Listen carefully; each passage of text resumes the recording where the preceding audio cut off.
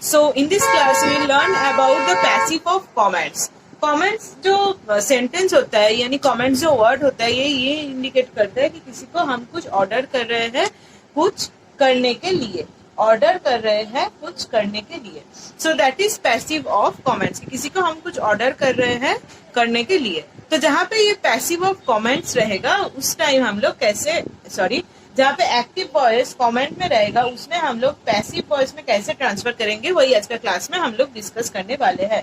सो एक तो जो कमेंट सेंटेंस है उसका हम एग्जांपल देते हैं, जैसे शट द डोर. ठीक है, तो इसको हम लोग कैसे चेंज करेंगे? तो हम लोग एक तो क्या लाएंगे, लेट लाएंगे. लेट, ठीक है, लेट लाएंगे.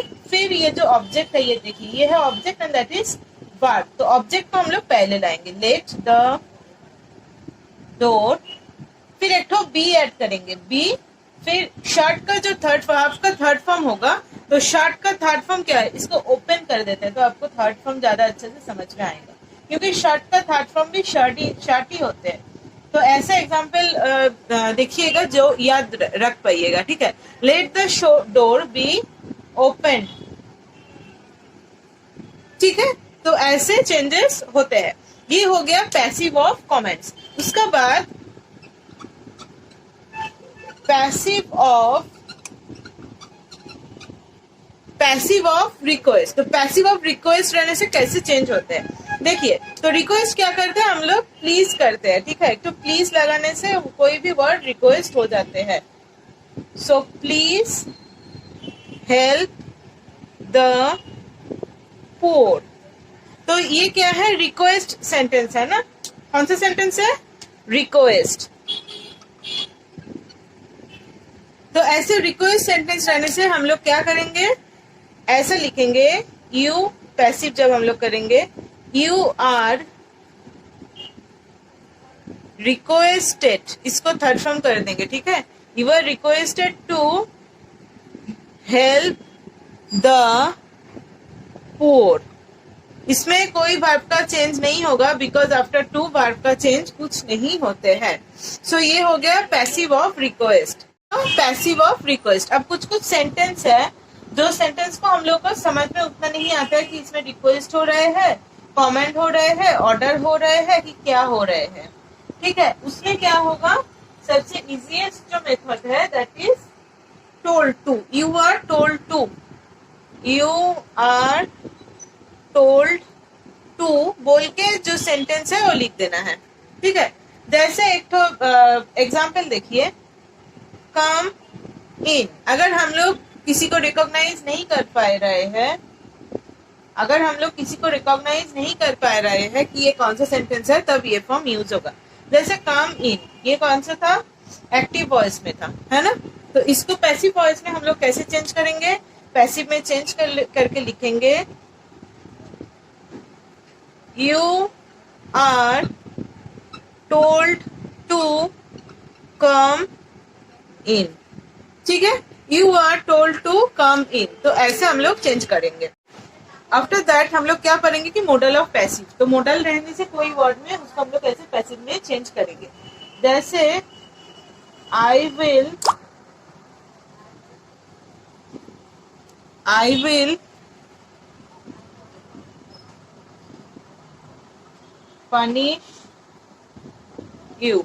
ठीक है, आई विल पनिश यू. तो इसको हम लोग पैसिव में कैसे चेंज करेंगे देखिए, ये यू ऑब्जेक्ट था, सो फिर यू विल रहेगा, विल का बाद देखो बी आएगा, फिर वर्ब का थर्ड फॉर्म ये होगा verb, punished by me. You will be punished by me. ठीक है, सो ये हो गया क्या, पैसिव.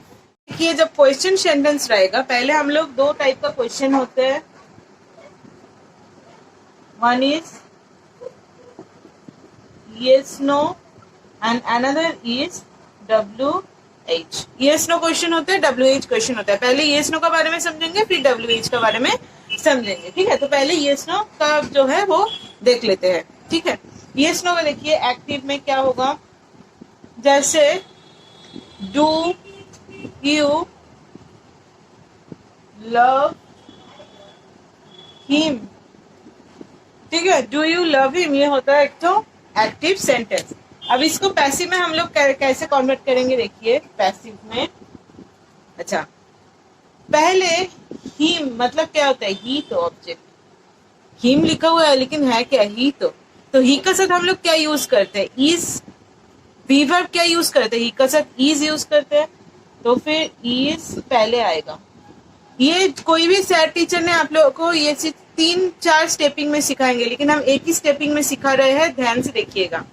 इज ही, ठीक है, ऑब्जेक्ट को लेके आया, इज ही, हिम नहीं, अगर हार था तो शी कर देती, ठीक है, तो फिर इज ही, इज लिखा उसके साथ ही। अच्छा इज क्यों लिखी, क्योंकि इधर डू है, डू क्या है, प्रेजेंट, ये तो वॉज भी हो सकता है ना मैम, वॉज तो हो ही सकता है, लेकिन आपने क्यों इसको इज लिखे है, बिकॉज दिस प्रेजेंट टेंस, क्योंकि डू क्या है, प्रेजेंट टेंस, तो इज ही, फिर वर्ब का third form loved by you, you था सब्जेक्ट, ये लास्ट में आ गया, बाय वर्ब का third form. It's very easy, कोई भी टीचर ने इसको आप लोग को 3 स्टेपिंग 4 स्टेपिंग में सिखाएगा, लेकिन हम एक स्टेपिंग में आप लोगों को सिखा दिया। पहले ये चीज देखना है कि पास्ट में है, प्रेजेंट में है, कैसे है, फिर ये चीज का अकॉर्डिंग टू ये, फिर ऑब्जेक्ट देख लेना है कौन सा है, अगर हिम है तो ही होगा, अगर हर है तो शी होगा, तो इसके साथ कौन सा बी वर्ब यूज होता है वो देखेंगे, फिर ही,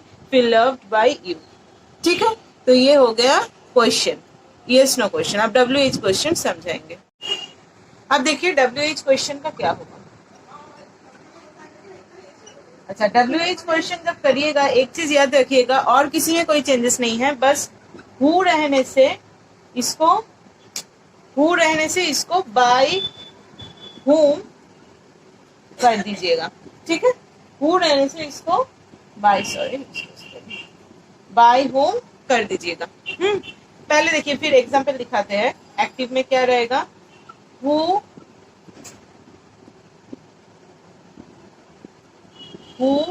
डिड दिस वर्क, ठीक है, हु डिड दिस वर्क, तो इसमें बाय होम पहले रखिएगा पैसिव, बाय whom was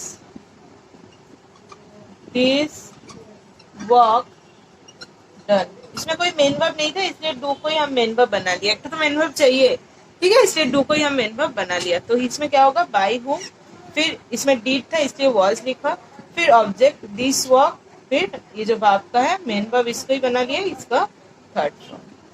अब देखिए जो कॉम्प्लेक्स सेंटेंस है उसमें कैसे हम लोग चेंज करते हैं। WH क्वेश्चन हो गया, उसके बाद कॉम्प्लेक्स सेंटेंस, कॉम्प्लेक्स सेंटेंसेस, इसमें हम लोग कैसे चेंज करते हैं। जैसे he said that he did this, ठीक है, यह है एक्टिव में। इसको पैसिव में हम लोग कैसे चेंज करेंगे, ठीक है। सो पहले जो वर्ड है इसमें ज्वाइनिंग वर्ड कौन सा है वो देख लेंगे। इसमें ज्वाइनिंग वर्ड कौन है, दैट से ये 2 सेंटेंस ज्वाइन हुआ। ही सेड जो था not completed sentence, he did this जो था कंप्लीटेड सेंटेंस, 2 सेंटेंस था जो दैट से ज्वाइनिंग हुआ।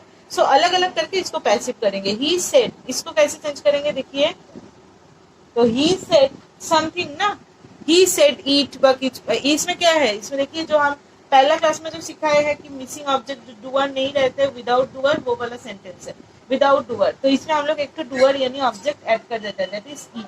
ही said eat, so eat said है, तो फिर eat was said by, it was said by him that this was done by him, ठीक है। सो दैट जैसे तो वो रख दिया, फिर अलग अलग करके 2 सेंटेंस को जो है पैसिव बना दिया, ठीक है। तो हो गया ये चीज कॉम्प्लेक्स सेंटेंस। अब जो देखेंगे क्वासी पैसिव,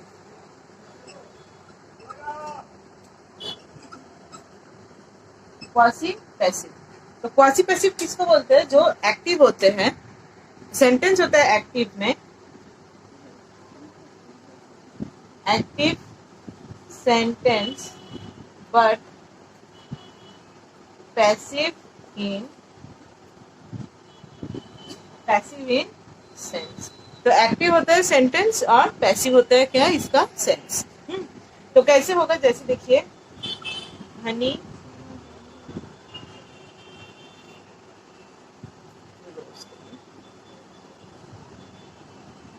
फ्लावर स्मेल्स,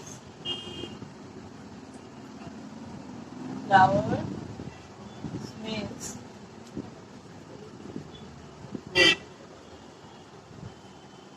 ठीक है, फ्लावर स्मेल्स गुड।